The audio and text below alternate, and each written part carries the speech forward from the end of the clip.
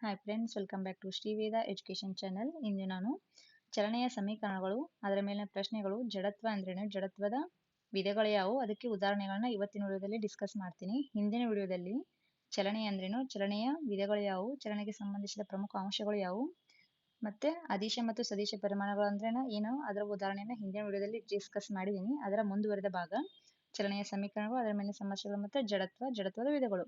ಹಾಗಾದ್ರೆ ಇವತ್ತೇನು ಮಾಡೋಣ, ಚಲನೆಯ ಸಮೀಕರಣ ಮತ್ತು ಅದರ ಮೇಲಿನ ಸಮಸ್ಯೆಗಳನ್ನ ಬಿಡಿಸೋಣ. ಬನ್ನಿ ಫ್ರೆಂಡ್ಸ್. ಮೊದಲನೇ equation v equal to u plus a t. ಅಂದ್ರೆ ಮೊದಲನೇ ಇಕ್ವೇಶನ್ ಅದಕ್ಕೆ ಸಂಬಂಧಪಟ್ಟೈತೆ ಅಂತ ನೋಡಿದ್ರೆ ವೇಗ ಮತ್ತು ಕಾಲಕ್ಕೆ ಸಂಬಂಧಿಸಿದ ಸಮೀಕರಣವಾಗೈತಿ. ಎರಡನೇ equation s equal to u t plus half a t square. ಅಂದ್ರೆ ಎರಡನೇ ಇಕ್ವೇಶನ್ ಇದಕ್ಕೆ ಸಂಬಂಧಪಟ್ಟೈತಿ ಅಂತ ನೋಡೋದಾದ್ರೆ ಸ್ಥಾನ ಮತ್ತು ಕಾಲಕ್ಕೆ ಸಂಬಂಧಪಟ್ಟಂತ ಸಮೀಕರಣವಾಗೈತಿ. ಮೂರನೇ equation 2as equal to v square minus you square. ಮೂರನೇ ಇಕ್ವೇಶನ್ ಇದಕ್ಕೆ ಸಂಬಂಧಪಟ್ಟೈತಿ ಅಂತ ನೋಡೋದಾದ್ರೆ ಸ್ಥಾನ ಮತ್ತು ವೇಗಕ್ಕೆ ಸಂಬಂಧಪಟ್ಟಂತ ಸಮೀಕರಣವಾಗೈತಿ. ಹಾಗಾದ್ರೆ ಇದರ ಮೇಲೆ ಸಮಸ್ಯೆಗಳನ್ನ ಬಿಡಿಸೋಣ. ಇವಾಗ ಈ ಪ್ರಶ್ನೆಗಳನ್ನ ಎಲ್ಲಿಂದ ತಗೊಂಡ್ರೆ 9ನೇ ತರಗತಿಯ ವಿಜ್ಞಾನ ವಿಷಯದಲ್ಲಿ ಚಲನೆಯ ಪಾಠ ಇದೆಯಲ್ಲ, ಅದರ ಮೇಲಿನ ಸಮಸ್ಯೆಗಳನ್ನ ಏನ್ ಮಾಡಿದ್ದೀನಿ ಇವತ್ತು ಡಿಸ್ಕಸ್ ಮಾಡತ್ತೀನಿ. ಬನ್ನಿ ಫ್ರೆಂಡ್ಸ್, ಮೊದಲೇ ಪ್ರಶ್ನೆನ ಸ್ಟಾರ್ಟ್ ಮಾಡೋಣ.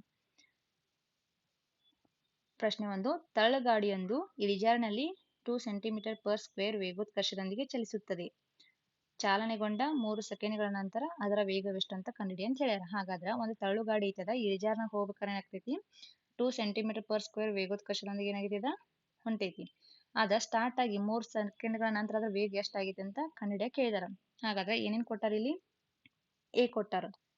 ಎ ಎಷ್ಟೈತಿ ಅಂದ್ರ 2 ಸೆಂಟಿಮೀಟರ್ ಪರ್ ಸ್ಕ್ವೇರ್ ಐತಿ.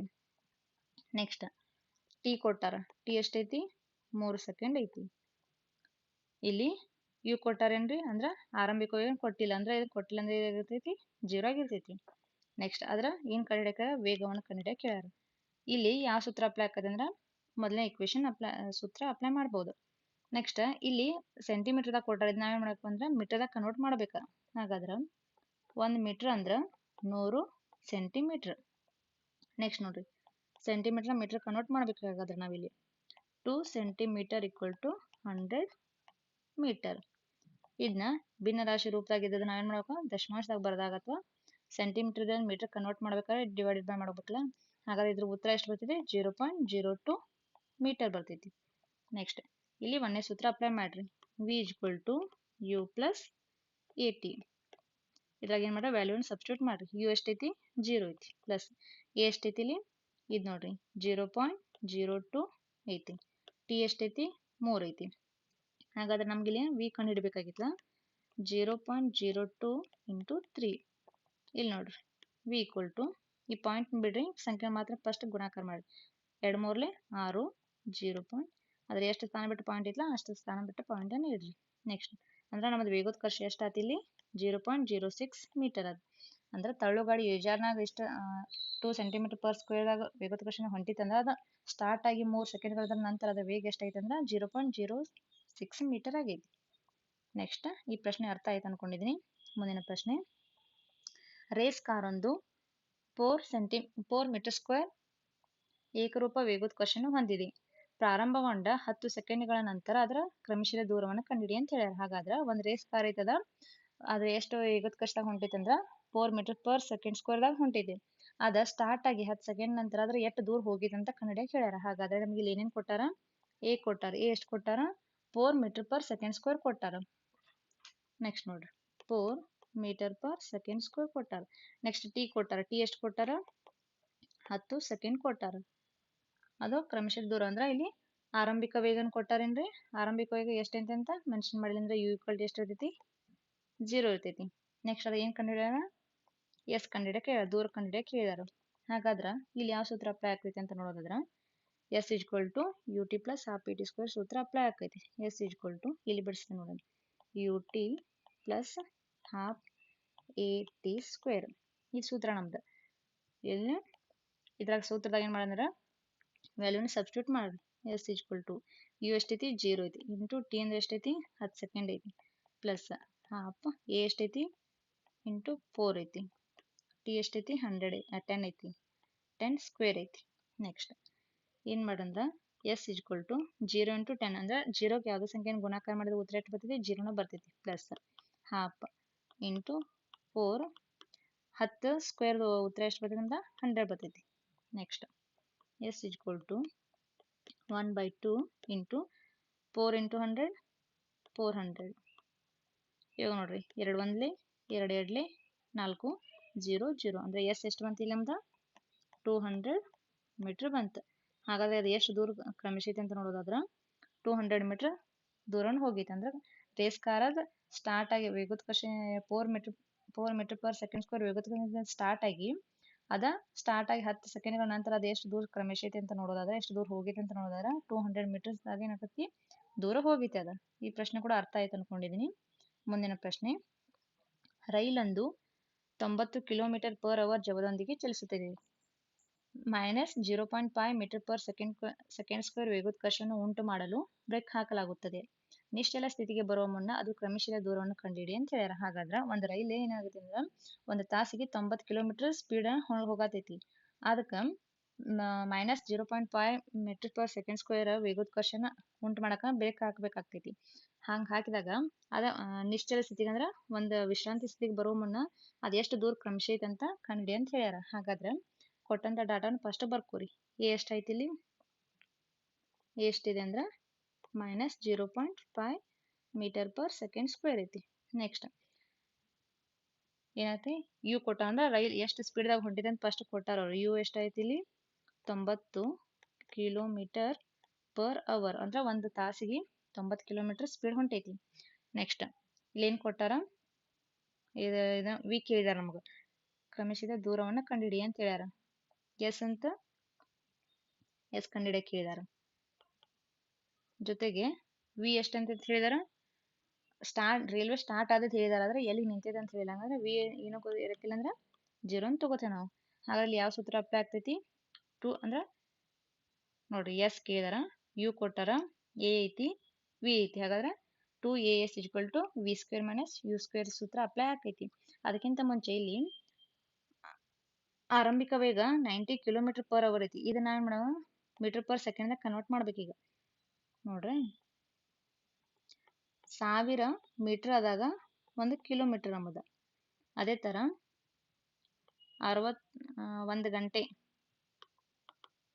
1 ಗಂಟೆಗೆ ಎಷ್ಟು ಸೆಕೆಂಡ್ ರೀ, 1 ಗಂಟೆಗೆ 3600 ಸೆಕೆಂಡ್ ಅದಾವ. ನೆಕ್ಸ್ಟ್ ಇದನ್ನ ಫಿಲಪ್ ಮಾಡ್ರಿ. 90 ಕಿಲೋಮೀಟರ್ ಜಾಗದಾಗ ಏನು ಬರ್ಬೋದು ನಾವು, 1000 ಮೀಟರ್ ಬರ್ಬೋದು. 1000 metre divided by per hour ಇದ್ದ ಜಾಗದಾಗ ಏನು ಮಾಡೋದು, ಸೆಕೆಂಡ್. ನಾವು ಪರ್ ಅವರ್ನ ಏನು ಮಾಡೋದು, ಸೆಕೆಂಡ್ದಾಗ ಕನ್ವರ್ಟ್ ಮಾಡಿದಾಗ ಎಷ್ಟು ಬರ್ತೈತೆ ಅಂದ್ರೆ 1 ಗಂಟೆಗೆ 3600 ಸೆಕೆಂಡ್ ಅದಾವು. ನೆಕ್ಸ್ಟ್ ಇಲ್ಲಿ ಕ್ಯಾನ್ಸಲ್ ಮಾಡ್ರಿ. ಇದು 2 0 ತೆಗಿರಿ, ಇದು 2 0 ತೆಗಿರಿ. ನೆಕ್ಸ್ಟ್ ನೋಡ್ರಿ 2 ಒಂದ್ಲೆ 2 ಅಂದ್ರೆ ಒಂದು ಉಳಿತು 16 ಆಯ್ತು, 2 ಎಂಟ್ಲೆ 16. ನೆಕ್ಸ್ಟ್ 2 4 8, 1 ಕೈಲ 10 ಆಯ್ತು, 2 5 10 ಆಯ್ತು. ನೆಕ್ಸ್ಟ್ ನೋಡ್ರಿ 2 9 2 5. ಹಾಗಾದ್ರೆ ಮತ್ತೆ ಕ್ಯಾನ್ಸಲ್ ಮಾಡ್ಬೋದಾ, ನೋಡ್ರಿ 2 9 18 ಆಯ್ತು. ನೆಕ್ಸ್ಟ್ ನೋಡ್ರಿ ಇಲ್ಲೇನು ಕ್ಯಾನ್ಸಲ್ ಆಗಿ ಮಾಡ್ಬೋದು ನೋಡ್ರಿ. 45 × 5 ಮಾಡಿದ್ರೆ ಎಷ್ಟು ಬರ್ತೈತೆ ನಮ್ದು, 45 × 5, 5 5 25, 5 4 20, 22 ಬಂತು. ಹೌದಲ್ಲ, ಇದನ್ನು ನಾವು ಮತ್ತೆ ಹೆಂಗೆ ಮಾಡ್ಬೋದು, 9 1 ಮಾಡ್ಬೋದಲ್ಲ. 9 1 9, 5 45. ಹಾಗಾದ್ರೆ ಇಲ್ಲಿ ನಮ್ದು 5 5 ಎಷ್ಟಾಯಿತು, 25 ಮೀಟ್ರ್ ಆಯ್ತು. ಹಾಗಾದ್ರೆ ನಮ್ದು ಯು ಎಷ್ಟಾಯ್ತು ಇಲ್ಲಿ, 25 ಮೀಟ್ರ್ ಆಯ್ತು ನೋಡ್ರಿ. ನೆಕ್ಸ್ಟ್ ಇವಾಗ ನಮಗೇನಾಯ್ತು, ಯುನು ಗೊತ್ತಾಯ್ತು. ಇವಾಗ ನಾವು ಎಸ್ ಅನ್ನು ಕಂಡು ಹಿಡಿಬೇಕು. ಸೂತ್ರ ನಮ್ದು 2as = v² - u². v² - u². ಇನ್ನೊಂದ್ಸಲ ಬರ್ತೀನಿ. ನೆಕ್ಸ್ಟ್ ಇದಾಗ ವ್ಯಾಲ್ಯೂ ಸಬ್ಸ್ಟಿಟ್ಯೂಟ್ ಮಾಡ್ರಿ. 2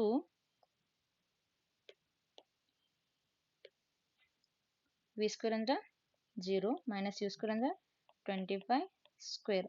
ಅಥವಾ ಏನು ಮಾಡೋಣ, ಈಗ ಫಸ್ಟ್ ಇಕ್ವೇಶನ್ ಕರೆಕ್ಟ್ ಮಾಡ್ಕೊರಿ.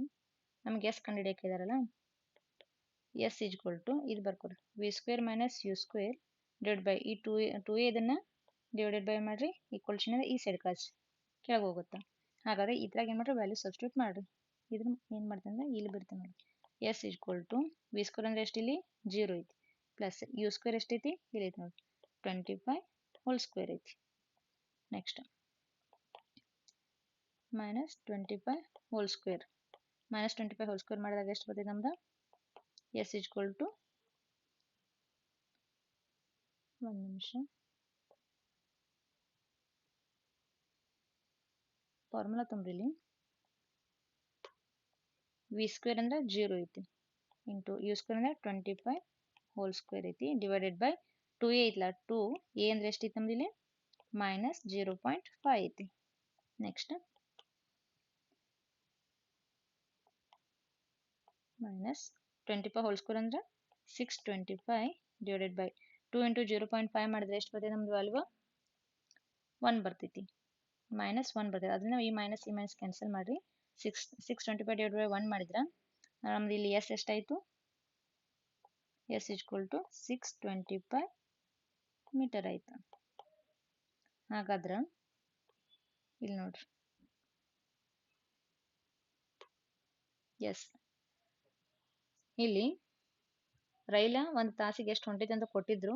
ಆಮೇಲೆ ಅದಕ್ಕೆ ಸ್ಟಾಪ್ ಮಾಡಕ್ಕೆ ಬ್ರೇಕ್ ಹಾಕಕ್ಕೆ ಏನು ಮಾಡಿದ್ರೆ, ಎಷ್ಟು ವೇಗದ ಕ್ವಶನ್ ಅಪ್ಲೈ ಮಾಡಿದ್ರೆ ಮೈನಸ್ 0.5 ಮಾಡಿದ್ರು. ಅದು ಎಷ್ಟು ದೂರ ಹೋಗಿರ ಅಂದ್ರೆ ಬಂದು ನಿಲ್ಲಕ್ಕೆ, ಬಂದು ನಿಲ್ಲಕ್ಕಿಂತ ಮುಂಚೆ ಅದು ಎಷ್ಟು ದೂರ ಕ್ರಮಿಸೈತೆ ಅಂತ ನೋಡಕ್ಕೆ ನಮಗೇನ ಕಂಡುಹಿಡಿಯಕ್ಕೆ ಇದೆ. ಹಾಗಾದ್ರೆ ಎಷ್ಟು ದೂರ ಹೋಗಿದೆ ಅಂದ್ರೆ 625 ಮೀಟರ್ ದೂರವನ್ನು ಸಾಗೈತಿ. ಈ ಪ್ರಶ್ನೆ ಕೂಡ ಅರ್ಥ ಆಯ್ತು ಅನ್ಕೊಂಡಿದ್ದೀನಿ. ಇಲ್ಲ ಇದ್ರಾಗ ಏನು ಮಾಡ್ದ, ಕೊಟ್ಟಂತ ಡಾಟಾನ ಫಸ್ಟ್ ಬರ್ಕೋರಿ, ಆಮೇಲೆ ಏನು ಮಾಡಿದ್ರೆ ಅದೇನು ಕಂಡುಹಿಡಿಯಕ್ಕೆ ಹೇಳಿದಾರಲ್ಲ ಅದನ್ನ ನಾವು ಕಂಡುಹಿಡಿಯೋದು. ಮುಂದೆ ಜಡತ್ವ ಅಂದ್ರೆ ಏನು ನೋಡೋಣ. ಜಡತ್ವ ಅಂದ್ರೆ ಇಂಗ್ಲೀಷ್ನಾಗ ಇದಕ್ಕೆ ಇನರ್ಷಿಯಾ ಅಂತೀವಿ. ಜಡತ್ವ ಅಂದ್ರೆ ಏನಂತ ನೋಡೋದಾದ್ರೆ, ನಿಶ್ಚಲ ಸ್ಥಿತಿಯಲ್ಲಿರುವ ವಸ್ತು ನಿಶ್ಚಲ ಸ್ಥಿತಿಯಲ್ಲಿ ಮುಂದುವರಿಯುವುದು ಮತ್ತು ಚಲಿಸುತ್ತಿರುವ ವಸ್ತು ಚಲಿಸುತ್ತಲೇ ಇರುವುದು. ವಸ್ತುವಿನ ಈ ಗುಣವನ್ನು ನಾವು ಜಡತ್ವ ಅಂತೀವಿ. ಅಂದ್ರೆ ಯಾವುದೊಂದು ವಸ್ತು ನಿಶ್ಚಲ ಸ್ಥಿತಿಯಲ್ಲಿ ಅಂದ್ರೆ ವಿಶ್ರಾಂತಿ ಸ್ಥಿತಿಲಾಗಿ ಐತಂದ್ರೆ ಅದ ಸ್ಥಿತಿದಾಗ ಮುಂದುವರಿಯುವುದು. ಮತ್ತು ಒಂದು ವಸ್ತು ಯಾವುದೊಂದು ಚಲಿಸಾತೈತೆ ಅಂದ್ರೆ ಮೂವ್ ಆಗತೈತೆ ಅಂದ್ರೆ ಅದ ಮೂವ್ ಹಾಕೊಂತ ಇರೋದು. ಈ ವಸ್ತುವಿನ ಈ ಗುಣವನ್ನು ನಾವೇನಂತೀವಿ, ಜಡತ್ವ ಅಂತೀವಿ. ಹಾಗಾದ್ರೆ ಜಡತ್ವದ ನಿಯಮವನ್ನು ಆವಿಷ್ಕರಿಸೋರು ಯಾರಂತ ಹೇಳೋದಾದ್ರೆ ಗೆಲಿಲಿಯೋ. ನೆಕ್ಸ್ಟ್ ಜಡತ್ವದ ವಿಧಗಳನ್ನ ಏನು ಮಾಡೋಣ, ಅಭ್ಯಾಸ ಮಾಡೋಣ. ಹಾಗಾದ್ರೆ ಜಡತ್ವದ ಎಷ್ಟು ವಿಧಗಳಂದ್ರೆ 3 ವಿಧಗಳದಾವ. ವಿಶ್ರಾಂತಿ ಜಡತ್ವ, ಚಲನೆ ಜಡತ್ವ ಮತ್ತು ದಿಕ್ಕಿನ ಜಡತ್ವ ಅದಾವ.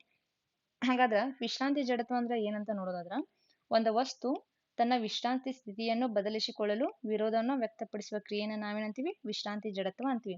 ಅಂದ್ರೆ ಯಾವುದೊಂದು ವಸ್ತು ವಿಶ್ರಾಂತಿ ಸ್ಥಿತಿದಾಗ ಇದೆ, ಅದನ್ನ ಅದ್ರ ಬದಲಿಸ್ಕೊಳಕ್ ಏನಾಗ್ತೈತಿ, ವಿರೋಧವನ್ನ ಅಂದ್ರೆ ಅಡಚಣೆ ಉಂಟಾಯ್ತಂದ್ರೆ ಅದಕ್ಕೆ ನಾವು ಅಂತ ಸ್ಥಿತಿಯನ್ನ ಏನಂತೀವಿ, ವಿಶ್ರಾಂತಿ ಸ್ಥಿತಿ ಅಂತ ಹೇಳ್ತೀವಿ.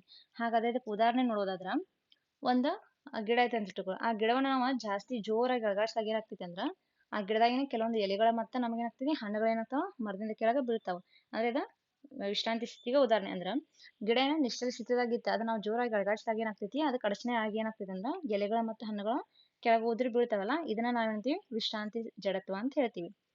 ನೆಕ್ಸ್ಟ್ ಚಲನೆ ಜಡತ್ವ ಅಂದ್ರ ಒಂದು ವಸ್ತು ತನ್ನ ಚಲನೆ ಸ್ಥಿತಿಯನ್ನು ಬದಲಿಸಿಕೊಳ್ಳಲು ವಿರೋಧವನ್ನು ವ್ಯಕ್ತಪಡಿಸುವ ಕ್ರಿಯೆಯನ್ನ ಚಲನೆ ಜಡತ್ವ ಅಂತೀವಿ. ಹಾಗಂದ್ರ ಯಾವ್ದೊಂದು ವಸ್ತು ಐತಿ, ಆ ವಸ್ತು ಏನಾಗ್ತೈತಿ, ಚಲನೆ ಆಗತೈತಿ, ಅದ್ರ ಮೂವ್ ಆಗತೈತಿ, ಅದನ್ನ ಬದಲಿಸ್ಕೊಳಕ ವಿರೋಧವನ್ನು ವ್ಯಕ್ತಪಡಿಸ್ತೈತಿ. ಅಂದ್ರೆ ಅದಕ್ಕೆ ಅಡಚಣೆ ಉಂಟಾದಾಗ ಏನಾಗ್ತೈತಿ, ಅವಾಗ ಏನಾಗ್ತೈತಿ, ತನ್ನ ಕ್ರಿಯೆ ಮಾಡೋದ ಅಡಚಣೆ ಉಂಟಾಗಿ ಏನಾಗ್ತೈತಿ, ಆ ಕ್ರಿಯೆ ಏನಾಗ್ತೈತಿ, ಚಲನೆ ಜಡತ್ವ ಆಗ್ಬಿಡ್ತೈತಿ. ಅಂದ್ರ ಇದಕ್ಕೆ ಉದಾಹರಣೆ ಕೊಡೋದಾದ್ರ, ಒಬ್ಬ ಕ್ರೀಡಾಪಟು ಏನ್ ಜಿಗಿಯೋಕ್ಕಿಂತ ಮುಂಚೆ ಲಾಂಗ್ ಜಂಪ್ ಹೈ ಜಂಪ್ ಜಿಗಿಯೋಕ್ಕಿಂತ ಮುಂಚೆ ಏನ್ ಮಾಡ್ತಾನ, ಸ್ವಲ್ಪ ದೂರದಿಂದ ಏನ್ ಮಾಡ್ತಾನ, ಓಡ್ಕೊಂತ ಬರ್ತಾನೆ. ಯಾಕಂದ್ರೆ ಸ್ವಲ್ಪ ದೂರದಿಂದ ಓಡ್ಕೊಂಡ್ ಬಂದಾಗ ಏನಾಗ್ತೈತಿ, ಅವೇನ ಅಧಿಕ ಎತ್ತರನು ಹೋಗ್ಬೋದು, ಜೊತೆಗೆ ಮತ್ತು ಉದ್ದ ಜಿಗಿಯಕ್ಕೆ ಆಗ್ತೈತಿ, ಸಹಾಯ ಆಗ್ತೈತಿ. ಇದೇನ ಚಲನೆ ಜಡತ್ವಕ್ಕ ಉದಾಹರಣೆ ಅಂತ ಹೇಳ್ಬೋದು. ನೆಕ್ಸ್ಟ್ ದಿಕ್ಕಿನ ಜಡತ್ವ. ಒಂದು ವಸ್ತು ತನ್ನ ಚಲನೆಯ ದಿಕ್ಕನ್ನು ಬದಲಿಸಿಕೊಳ್ಳಲು ವಿರೋಧವನ್ನು ವ್ಯಕ್ತಪಡಿಸುವ ಕ್ರಿಯೆಯನ್ನ ದಿಕ್ಕಿನ ಜಡತ್ವ ಎನ್ನುತ್ತಾರೆ. ಇದೇನಂದ್ರ ಒಂದು ವಸ್ತು ತನ್ನ ಚಲನೆಯ ದಿಕ್ಕನ್ನ ಬದಲಾಯಿಸ್ಕೊಳಕ್ ಏನಾಗ್ತೈತಿ, ವಿರೋಧವನ್ನು ವ್ಯಕ್ತಪಡಿಸ್ತೈತಿ, ಅಂದ್ರೆ ಅಡಚಣೆಯನ್ನು ಉಂಟಾಗ್ತಿತ್ಲ, ಆ ಕ್ರಿಯೆನ ನಾವೇನಂತೀವಿ, ದಿಕ್ಕಿನ ಜಡತ್ವ ಅಂತೀವಿ. ಇದಕ್ಕೆ ಉದಾಹರಣೆ ನೋಡೋದಾದ್ರ, ಈಗ ನೋಡ್ರಿ, ಒಂದು ಕಾರ್ ಅಥವಾ ಬೈಕ್ ಕರ್ವಿಂಗ್ ದಾಗ ಹೋಗ್ಬೇಕಾದ್ರೆ ಏನಾಗ್ತೈತಿ ಅಂದ್ರ ಸ್ಪೀಡ್ ಆಗಿ ಏನ್ ಮಾಡ್ದ ಕರು ನಾವು ತಗೋಬೇಕಾದ್ರೆ ಏನಾಗ್ತೈತಿ ನಾವೇನಾಗ್ತದೆ ಒಂದೇ ಕಡೆಗೆ ಹೋದಂಗೆ ಏನಾಗ್ತೈತಿ ನಮ್ಗೆ ಅದೊಂದು ಕರುದಾಗ ಒಂದೇ ಕಡೆ ಏನಾಗ್ತೈತಿ ಮೂವ್ ಆದಂಗೆ ನಮ್ಗೆ ಅನುಭವ ಆಗ್ತೈತಿ. ಇದು ದಿಕ್ಕಿನ ಜಡತ್ವ ಅಂತ ಹೇಳ್ತೀವಿ. ಹಾಗಾದ್ರೆ ಇವತ್ತಿನ ವಿಡಿಯೋದಲ್ಲಿ ನಾವು ಏನೇನು ನೋಡಿದ್ವಿ, ಚಲನೆಯ ಸಮೀಕರಣಗಳು ಯಾವುವು, ಅದರ ಮೇಲೆ ಸಮಸ್ಯೆಗಳನ್ನ ನೋಡಿದ್ವಿ. ಜೊತೆಗೆ ಜಡತ್ವ ಅಂದ್ರೆ ಜಡತ್ವವನ್ನು ಕಂಡುಹಿಡಿದವರು ಯಾರು, ಮತ್ತೆ ಜಡತ್ವದ ವಿಧಗಳು ಯಾವುವು, ಮತ್ತು ಅದಕ್ಕೆ ಸಂಬಂಧಪಟ್ಟಂತ ಉದಾಹರಣೆಗಳು ನೋಡಿದ್ವಿ. ಯಾರೆಲ್ಲ ವಿಡಿಯೋನ ಫಸ್ಟ್ ಟೈಮ್ ವಾಚ್ ಮಾಡ್ತಾ ಇದ್ದೀರಾ, ವಿಡಿಯೋ ನಿಮಗೆ ಇಷ್ಟ ಅನಿಸಿದ್ರೆ ಲೈಕ್ ಮಾಡಿ. ಸಾಧ್ಯವಾದಷ್ಟು TET GPST ಯಾರು ಪ್ರಿಪೇರ್ ಆಗ್ತಾರಲ್ಲ ಅವರಿಗೆ ಈ ವಿಡಿಯೋನ ಶೇರ್ ಮಾಡಿ, ಮತ್ತು ನಿಮ್ಮ ಅನಿಸಿಕೆ ಅಭಿಪ್ರಾಯನ ಕಮೆಂಟ್ ಬಾಕ್ಸ್ನಲ್ಲಿ ತಿಳಿಸಿ ಅಂತ ಹೇಳ್ತಾ ಸಬ್ಸ್ಕ್ರೈಬ್ ಮಾಡೋದನ್ನ ಮರಿಬೇಡಿ. ವಿಡಿಯೋ ನೋಡಿದ್ದಕ್ಕಾಗಿ ಧನ್ಯವಾದಗಳು.